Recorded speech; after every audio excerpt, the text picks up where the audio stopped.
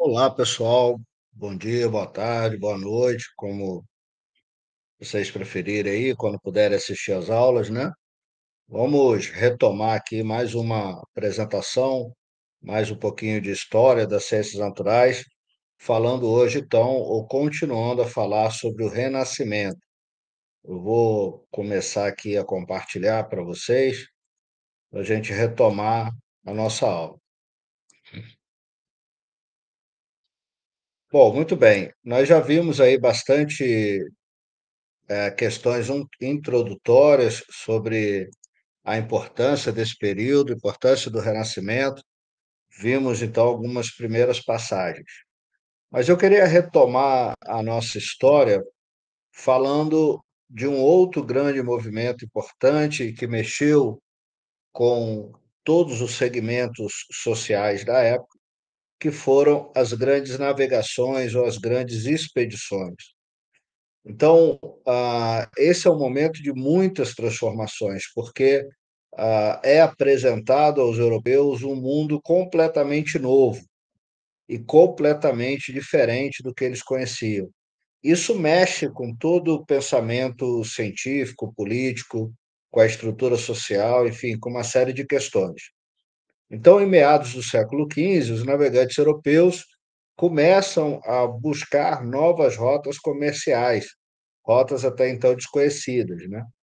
E eles, claro, conhecendo já muito por conta do avanço no conhecimento da astronomia, que a gente já comentou algumas vezes assim, aqui, eles partem, se jogam ao mar em busca de terras inexploradas, ou de novos caminhos, ou de novas rotas para comerciais, né? Então, há um grande investimento da burguesia italiana e da nobreza, permitindo grandes viagens pelo mundo, viagens de grandes navegadores como Vasco da Gama, Américo Vespucci, o próprio Cristóvão Colombo, que começam a descrever um novo mundo para os seus financiadores e para a sociedade europeia dos séculos XV e XVI. Então a gente tem grandes nomes aí, o Cristóvão Colombo, muito conhecido como a pessoa que, em tese, descobriu o continente americano, né? Veja que ele fez 3 viagens ou 4 viagens da Europa ao continente americano, a primeira em 1492 até 1493, depois de 1493 a 1496, depois de 1498 a 1500 e, por fim, de 1502 a 1504. Foram 4 expedições muito importantes, basicamente ali na América Central, onde ele descobre, entre aspas, né, esse novo continente, o continente americano. Vasco da Gama ficou famoso por ter contornado o continente africano, né, o Cabo da Boa Esperança, chegando até as Índias, né, introduzindo uma nova rota comercial e novos conhecimentos sobre o continente africano. Américo Vespúcio ficou famoso por vir ao continente sul-americano, né, na sua viagem, desde a América do Norte ao continente sul-americano, em 1492, e em 1501 chegou ao extremo sul do continente americano, marcando importantes revoluções técnico-científicas na época. Bom, e nós temos uma figura que eu gosto de destacar, que é o Vicente Pinzon, que era um dos navegadores da, eh, da, da expedição de Pedro Álvares Cabral, mas que antes já teria visitado o Brasil. E como é que a gente sabe disso, né? Porque há registros nos mapas primitivos de 1500 da costa brasileira, sobretudo o Cabo de Santo Agostinho, no litoral de Pernambuco, né? E, inclusive, a ilha de Vera Cruz, já colocada nesses mapas primitivos. Muito bem, vejo que essas viagens mudam, inclusive, a configuração do mundo, né? possibilitando novos mapas, novo entendimento da estrutura do planeta Terra, dos continentes, do planeta, né. Tem muitas histórias, né, eu queria sugerir a vocês uma página no YouTube chamado Grandes Expedições, em que tem lá, documentários com vários nomes importantes, não só do século XV e XVI, mas de outros períodos que vale a pena vocês conhecerem. Então, para eu não ficar falando muito de cada uma das expedições, eu sugiro que você assista alguns desses episódios, porque revelam muito para a gente sobre a importância desse período para ciências naturais, para a humanidade, para a nova organização social e política do mundo. Bom, mas vale a pena ressaltar, então, que essa expansão marítima, essa viagem pelo planeta, essa busca, né, a ida ao mar, não é exatamente busca pelo conhecimento da história natural. Na verdade, os interesses eram novos mercados, um comércio lucrativo, formas de baratear as mercadorias, ter novos acessos a metais preciosos para a troca de moeda. No lado da igreja havia o grande interesse de conquista de novos fiéis para a Igreja Católica e a chegada em novos mercados orientais. Essa era a ambição dos povos europeus. No entanto, é claro que a conquista de novos continentes e de novas terras mexe demais com a nobreza europeia, sobretudo, como eu disse, né, um mundo completamente diferente daquilo que se conhecia até então. Então, a cartografia do mundo começa a se modificar, né? Aquele mundo que era restrito à Europa, norte da África, pedaço da Ásia, agora se apresenta como uma estrutura geográfica muito maior, né? Veja essa primeira representação ainda do século XV, como era pensado o continente americano, né? Bem menor do que ele realmente é em termos de largura, né? Mas veja que a gente já tem a África mapeada, a Europa, boa parte da Ásia, mas a Europa ainda, perdão, a América ainda desconhecida pelos, pelos exploradores, né? Esse é um dos mapas mais antigos que a gente tem, chamado Planisfério de Cantino, de 1502, registrando, reparem aí à esquerda, o continente americano, com grandes florestas, né, com aves exóticas, como os papagaios coloridos, já representados aí, as araras, né? Também parte do continente africano. Então, foi um período de conhecimento de uma nova natureza, né? Aqui um outro planisfério de Cavero, em 1504, já com informações mais detalhadas, inclusive do continente africano, mas veja que o continente americano ainda bem subestimado, mas já mostrando a Serra do Mar, né, como uma grande barreira à interiorização do continente americano. Esse outro planisfério de 1507, de novo, um pouco mais elaborado, já com o continente americano todo verdinho, representando as florestas tropicais.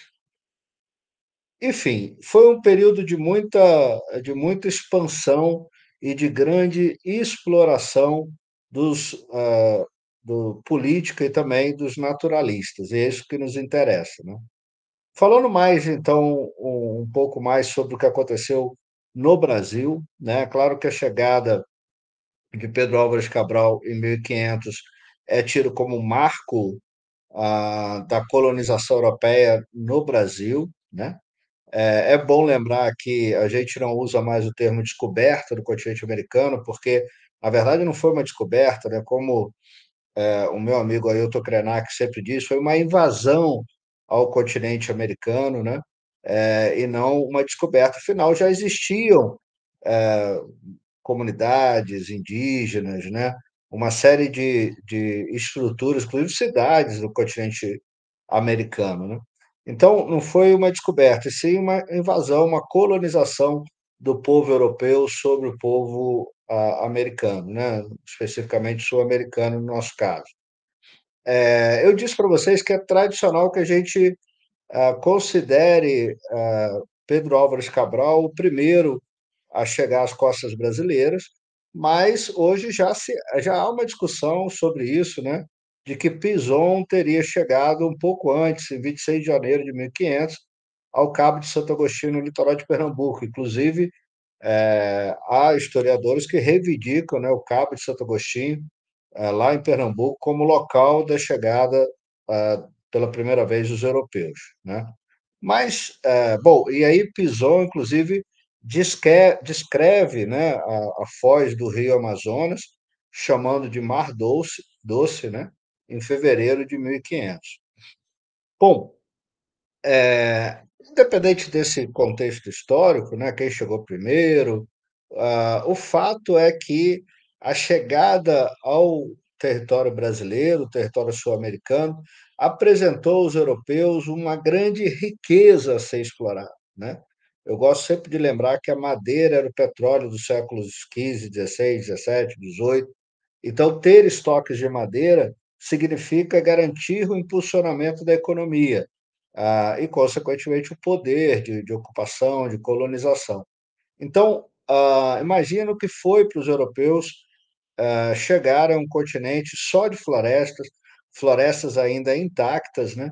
Tendo em vista que as próprias florestas europeias já tinham passado por, por destruição pelas guerras, pela expansão das cidades. Havia uma diminuição das florestas europeias já nesse período, e aqui, então, se conquista um patrimônio natural gigantesco, né? Então, formalmente, a chegada dos portugueses ao Brasil se dá em 22 de abril de 1500. Ah, há muita discussão sobre isso, né, do que realmente, como eles chegaram, né, não teria sido da forma glamurosa que a gente costuma ver nos livros de história, mas sim quase que resgatados pelos indígenas, que foram o primeiro contato com os portugueses, né? E é claro que descobrir ou colonizar ou chegar até um local de tamanha riqueza desperta o interesse da coroa portuguesa, né? A famosa carta de Pero Vaz de Caminha ao rei de Portugal, traduzindo ou apresentando as riquezas naturais brasileiras como um grande patrimônio, é um marco na história da colonização europeia no Brasil. E, de fato, né, a exploração começa quase que imediatamente, seja com a exploração do pau-brasil, famoso pau-brasil, com o início da escravidão de indígenas, né? Mas também exploração de espécies animais que foram muito levadas para a Europa. A gente tem o caso clássico da ave guará, uma ave vermelha que foi extremamente explorada no litoral brasileiro até a sua extinção em boa parte dos estados brasileiros, né? Bom, e aí a gente tem alguns marcos históricos que são curiosos, né? Obviamente, a chegada de Portugal ao território brasileiro desperta também o interesse de outras coroas, né, europeias, outros governantes europeus, outros países. E aí, uma forma de ocupar, né, de dominar é ocupando, né? E Portugal, então, resolve ocupar o Brasil com as chamadas Sesmarias. O que é isso? Na verdade, Portugal fatiou o Brasil em diferentes regiões, né, latitudinais, e ali deu cada fatia dessa a uma família portuguesa, com o intuito deles ocuparem e explorarem o território brasileiro. Mas há aqui uma característica histórica interessante, que é o fato de que nessas sesmarias não se permitiria o desmatamento das margens de rio, né? É o que a gente chama de matas ciliares, e alguns historiadores veem aqui um primórdio da legislação que protege as matas ciliares já no século XVI. Bom, obviamente, Portugal entendia a importância dessas riquezas naturais. E como, embora tenha dado o direito de uso a essas famílias portuguesas, o patrimônio ainda era da coroa portuguesa. E os portugueses, a coroa portuguesa, criou uma série de legislações que impediam a exploração desenfreada dos recursos naturais. Vejam que não há interesse nenhum aqui em conservação da natureza, mas sim em garantir que aquela riqueza natural fosse explorada apenas pela coroa portuguesa. Essa forma de legislar é o que se chamava de ordenações. Então, a gente tem ordenações afoncinas, manuelinas, filipinas, que tratavam de alguns temas muito interessantes, como impedindo o corte deliberado de árvores frutíferas, que era vista como um crime de injúria ao rei, proibiam a caça de determinados animais, como coelhos, lebres e perdizes, também algo restrito à coroa portuguesa, e interessante, olha, proibir a comercialização de colmeias sem a preservação das abelhas, algo extremamente moderno, né? Já entendendo as abelhas aí como importante para a manutenção dessas riquezas naturais. Bom, um dos elementos naturais mais explorados no território brasileiro, quase que imediatamente, foi o pau-brasil, explorado já a partir do século XVI, não só pelo uso da sua madeira, mas pela tintura avermelhada que o pau-brasil libera, né? E essa tintura era usada para tingimento de roupa da coroa portuguesa e europeia como um todo. E já para regulamentar, então, a exploração do pau-brasil, em 1605, a coroa portuguesa define ou publica o chamado Regimento do Pau-Brasil, que regulamenta a exploração do pau-brasil ah, que não fosse feita pela coroa portuguesa. Então, esse é um trecho desse regimento, né? O rei diz: primeiramente, hei por bem e mando que nenhuma pessoa possa cortar nem mandar cortar o dito pau-brasil, por si ou seus escravos ou feitores seus, sem expressa licença ou escrito do provedor-mor de minha fazenda de cada uma das capitanias em cujo distrito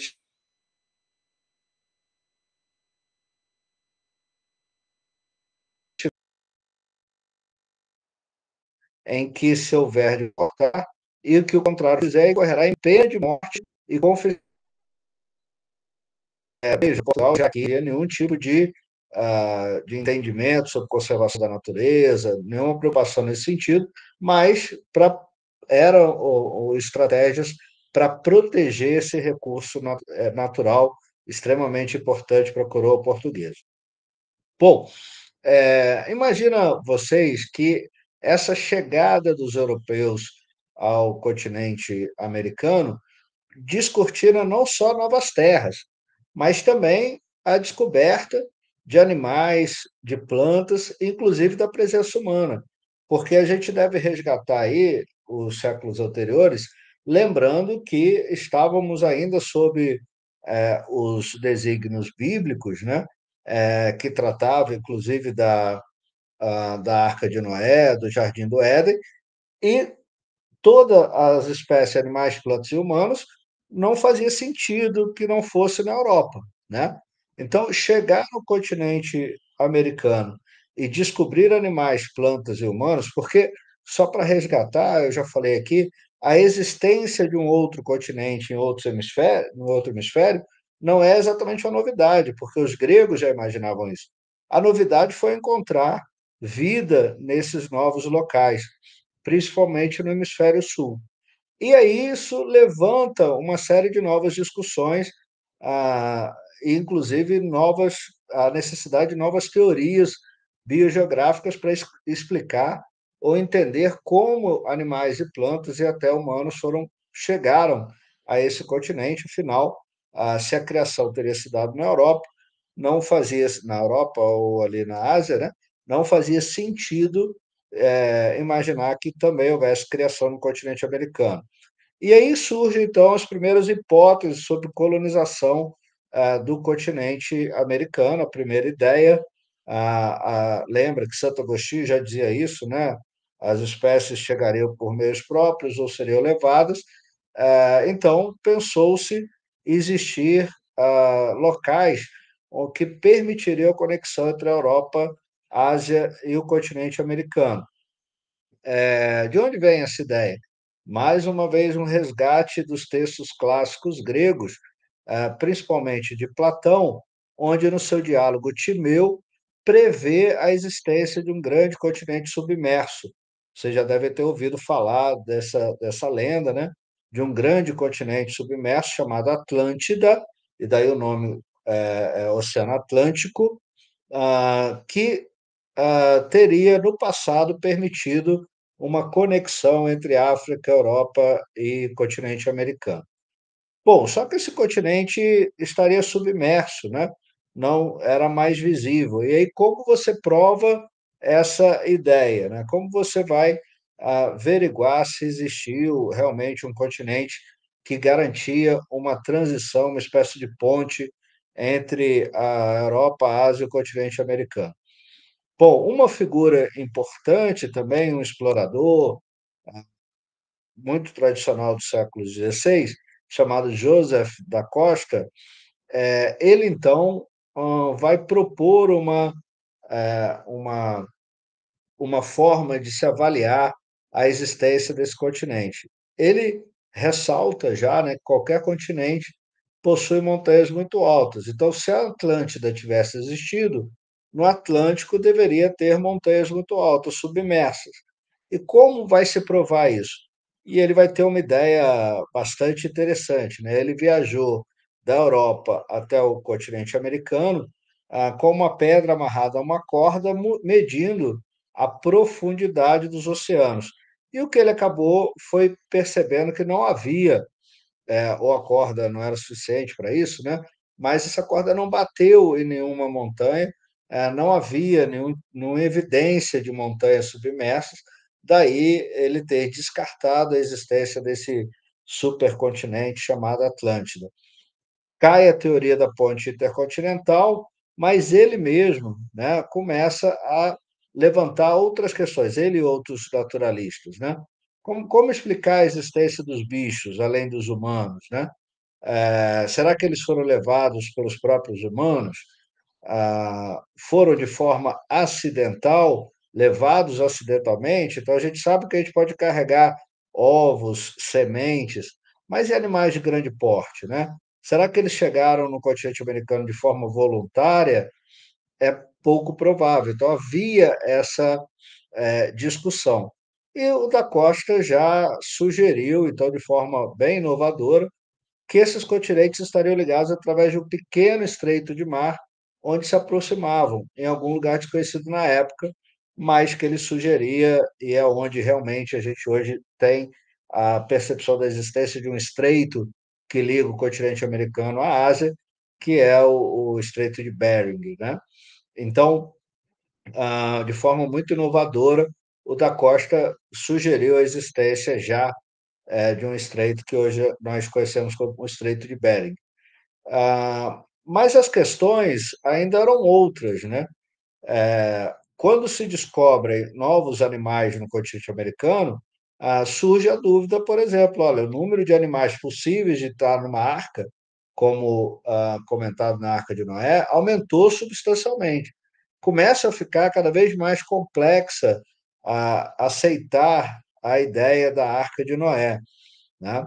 Sem falar que, ao chegar no continente americano, os europeus descobriram espécies que eram muito parecidas às espécies europeias, então tranquilo, né? Poderiam migrar, mas haviam espécies muito diferentes e completamente diferentes, como os mico-leões, por exemplo, que não existem no continente europeu. E aí não era só uma questão de explicar como eles chegaram ao continente europeu, mas como houve essa transformação dos animais americanos a partir da migração feita na possível Arca de Noé. Bom, os naturalistas então começam a levantar uma série de hipóteses, começam cada vez mais a explorar o continente americano e vão surgindo desde explicações a dúvidas, novos conhecimentos, né? O Walter Halley, um grande naturalista, tem alguns documentários sobre eles no YouTube, não deixe de assistir. Ele foi um grande conhecedor do continente americano e ele levanta essa questão, né? Não caberiam todos os animais na arca, embora ele não abrisse mão do mito da Arca de Noé. Então, ele vai sugerir que só estariam na arca os animais originalmente criados por Deus. Mas e os demais? Né? Como é que os outros animais surgiram? Heidegger vai trazer uma teoria muito interessante, né? Que é a ideia do hibridismo. Ou seja, segundo Heidegger, os outros animais teriam surgido pelo cruzamento das espécies originalmente criadas por Deus. Bom, o hibridismo não é uma ideia, portanto, nova, né? E nem é uma ideia completamente errada. Só que o hibridismo não explica a existência de espécies, né? Como o mico-leão dourado, por exemplo. Aliás, uma curiosidade aqui, né? Esse animal chama mico-leão porque acreditava-se que ele era o cruzamento de um macaco com uma espécie de felino. Mas, obviamente, a gente sabe que hoje disso não faz sentido. Embora o hibridismo seja um mecanismo natural, e algumas espécies, alguns tipos, né? Não só espécies, desculpa, mas alguns tipos surgem por hibridismo, como esses casos que vocês estão vendo aí, né? Cavalos podem cruzar com zebras, cavalos com jumentos, leões com tigres, em plantas, há muito hibridismo, há hibridismo entre aves também. A ideia do hibridismo não explica o surgimento de novas espécies, porque o cruzamento entre espécies com geração de descendentes, ainda que não sejam férteis, vai se dar apenas eventualmente e entre indivíduos de histórias evolutivas muito próximas, né? Quer dizer, nunca teria o cruzamento de um macaco com um felino, por exemplo, né? Mas era uma forma de explicar a existência de espécies novas e não refutar a, a ideia da Arca de Noé. Bom, é claro que começam a ter grandes movimentos, então. A descoberta do continente americano leva não só a revoluções dentro da ciência, mas também dentro da própria estrutura de Estado, né? A igreja, muito poderosa, começa a ter seus problemas internos, né? Até que nós vamos ter, em 31 de outubro de 1517, a famosa Reforma Protestante, uma espécie de revolução dentro da igreja, né? Questionando a forma como a Igreja Católica dominava a sociedade, e isso vai provocar da Igreja uma contra-reforma, né? A partir do Concílio de Trento, realizado em 1545 e 1563, que trazem à luz uma revolução na estrutura da Igreja. Para você entender melhor esses dois movimentos, reforma e contra-reforma, eu vou deixar aí junto com esse vídeo dois vídeos do meu amigo Marco Antônio Bueno Belo, Giló, que nos ajudarão a entender esses dois movimentos da igreja, mas que, na verdade, influencia todo o pensamento filosófico, técnico, científico, toda a estrutura social, e por isso é tão importante a gente entender. Ok? Bom, vou parar por aqui por hoje. Na próxima aula, a gente reinicia a partir dessa contra-reforma, para que a gente possa continuar entendendo os grandes avanços desse período. Beleza? Pessoal, então, um abraço aí, bons estudos. Espero que estejam aproveitando a disciplina e fiquem atentos às às informações que a gente vai postar aqui no SIGAI, lá no nosso grupo de WhatsApp. Um abraço.